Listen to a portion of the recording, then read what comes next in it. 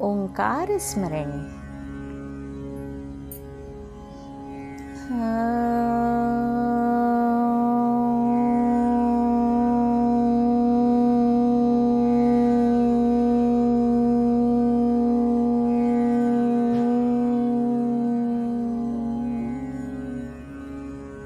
दोस्तों, एक बहुत ही प्रेरक प्रसंग।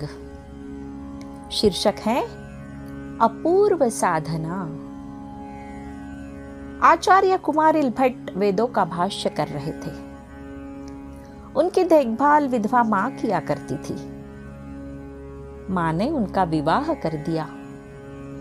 संयोग से विवाह के कुछ दिन बाद मां का देहांत हो गया। आचार्य ने सहधर्मिणी से कहा, मैंने वेदों का अविकल भाष्य करने का संकल्प किया है और उसके पूरे होने तक अखंड ब्रह्मचर्य व्रत धारण किया है। मैं अपने ध्येय पूर्ति में तल्लीन हूं। मुझे अपने शरीर का तनिक भी भान नहीं रहता। अब तक मेरी मां मेरा ध्यान रखती थी, अब वह काम तुम्हें करना है। पति कितना बड़ा कार्य कर रहे थे। श्रद्धा से विभोर होकर पत्नी ने कहा, जैसी आपकी आज्ञा। आचार्य का यज्ञ चलता रहा और पत्नी पूरी निष्ठा से उनकी सेवा करती रही। 68 वर्ष की आयु में चारों वेदों का भाष्य तैयार हुआ। एक महान दायित्व की निर्विघ्न समाप्ति पर पति पत्नी का मानसिक भार हल्का हो गया और वे उस रात बहुत निश्चिंत होकर सोए। रात्रि के चतुर्थ प्रहर में आचार्य की आंख खुल गई। वह चटाई पर सो रहे थे। पास ही दूसरी चटाई पर पत्नी सो रही थी। आचार्य ने देखा, उनके केश सफेद हो गए हैं। उनकी दृष्टि पत्नी के सिर पर गई तो उसके केश भी चंद्रिका की भांति श्वेत थे।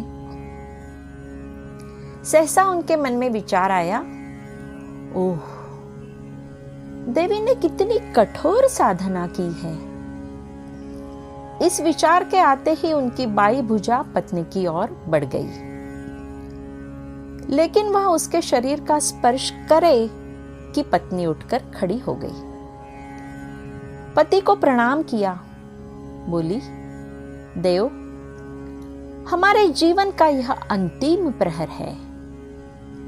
हम अब तक अछूते रहे हैं, आगे भी हमें अछूता ही रहने दे।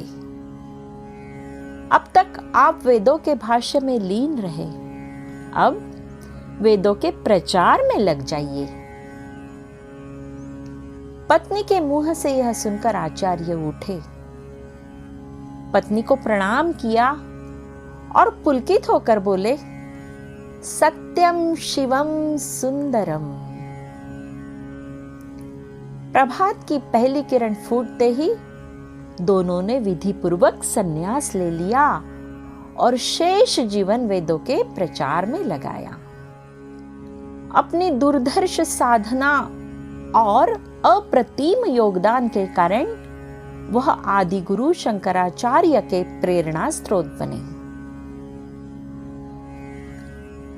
धन्यवाद दोस्तों।